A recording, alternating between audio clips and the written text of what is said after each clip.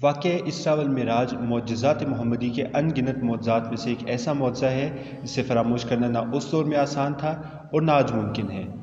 ایک ایسا واقعہ کہ جو نہ کبھی سنا اور نہ کبھی دیکھا گیا، لیکن اسلام کے پیروکار من و ان اسے حقیقت جانتے ہیں اور اپنے ایمان پر بھروسہ کرتے ہوئے رسول اللہ صلی اللہ علیہ وآلہ وسلم پر یقین کا اظہار اس واقعے یعنی واقعہ معراج کے سچے ہونے سے کرتے ہیں۔ یہی وہ واقعہ تھا کہ جس کی گواہی کے نتیجے میں خلیفہ اول اور یار غار حضرت ابو بکر رضی اللہ عنہ کو صدیق کا خطاب عطا ہوا۔ واقعہ معراج ایک ایسا واقعہ ہے جو آج کی جدید ٹیکنالوجی کو یوں چیلنج کرتا ہے کہ جہاں آج انسان ہر قسم کی ٹیکنالوجی ہونے کے باوجود خلا کو مسخر کرنے کی ناکام کوشش میں سرگرداں ہے، تو وہیں آج سے 1450 برس قبل دین اسلام کے پیغمبر حضرت محمد مصطفیٰ صلی اللہ علیہ وآلہ وسلم نے بنا کسی ٹیکنالوجی کا سہارا لیے نہ صرف خلا کا سفر کیا بلکہ آسمان کے آخری کنارے تک پہنچتے ہوئے اپنے بنانے والے خالق کائنات سے روبرو ملاقات کا شرف بھی حاصل کیا۔ اسلام کو ماننے والے اس واقعے کی صداقت کا اقرار کرتے ہوئے بالکل نہیں ہچکچاتے، لیکن اس کے مخالف اس واقعے کی وائبلٹی اور ظاہری امکانیت کے حوالے سے لامحدود سوالات اٹھاتے ہیں۔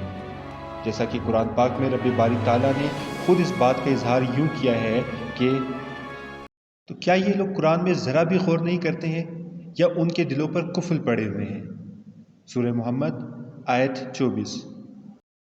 واقعہ معراج دو حصوں پر مشتمل ہے۔ پہلا حصہ اسراء ہے، جہاں رسول اللہ صلی اللہ علیہ وسلم نے ٹیکنالوجی سے خالی اس دور میں مکہ سے یروشلم کا سفر چند لمحوں میں براق نامی سواری پر طے کیا اور بیت المقدس میں تمام انبیاء علیہ السلام کی امامت فرمائی، پھر وہاں سے باقاعدہ آسمانوں کی جانب سفر کا آغاز فرمایا۔ قرآن مجید اس واقعے کو یوں یاد کرتا ہے: پاک ہے وہ جو لے گیا اپنے بندے کو رات میں مسجد حرام سے مسجد اقصی تک، وہ کی برکت رکھی ہے ہم نے جس کے اطراف میں، تاکہ دکھائیں ہم اسے اپنی نشانیوں میں سے، بے شک وہ سننے والا اور دیکھنے والا ہے۔ سورہ بنی اسرائیل آیت 1۔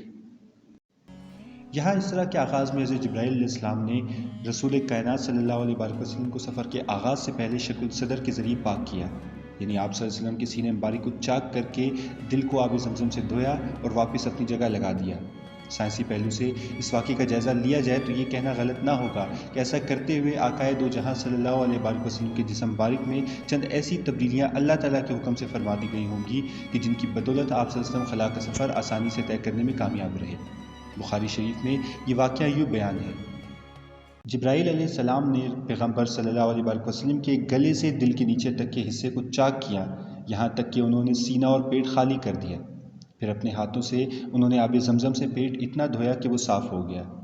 پھر ایک سنہری تشریح لائی گئی کہ جس میں ایمان اور حکمت سے بھرپور سنہری روشنی بھری تھی، سینے اور گلے کی رگوں کو اس سنہری روشنی سے بھر دیا گیا اور چاک سینے کو بند کر دیا گیا۔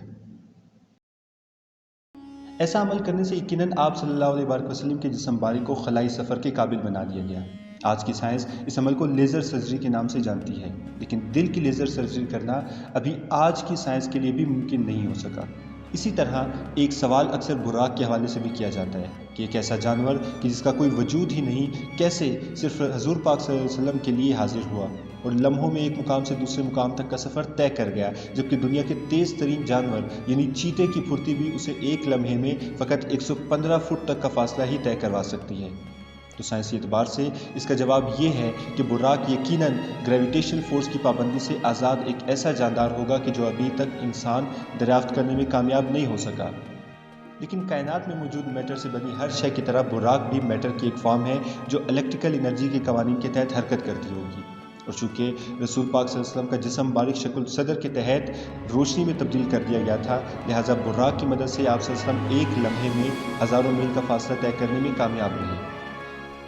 ایک اور سوال جو واقعہ معراج کی صداقت کے حوالے سے اکثر غیر مسلم اٹھاتے ہیں وہ یہ کہ آج تک سائنس ایسا کوئی طریقہ ڈھونڈنے میں ناکام رہی ہے کہ جس کی بدولت فاصلہ سمٹ جائے اور انسان وقت کو اپنے اختیار میں لا سکے،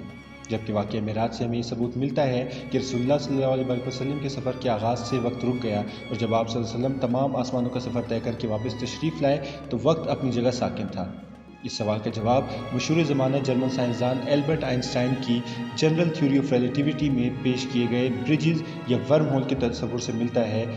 جس کے حوالے سے ایک مکمل تحقیق پر مبنی ویڈیو کا لنک آپ نیچے دیے گئے ڈسکرپشن میں دیکھ سکتے ہیں۔ جس میں ورم ہول اور اس کی دینی اور سائنسی حقیقت کے حوالے سے تمام معلومات فراہم کر دی گئی ہیں اور ساتھ ہی ورم ہول کا واقعہ معراج سے تعلق بھی ثابت کرنے کی کوشش کی گئی ہے۔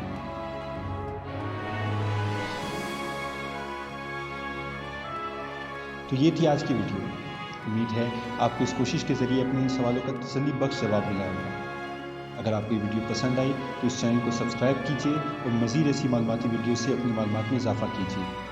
Till then, this is me Fahad Saeed, signing off.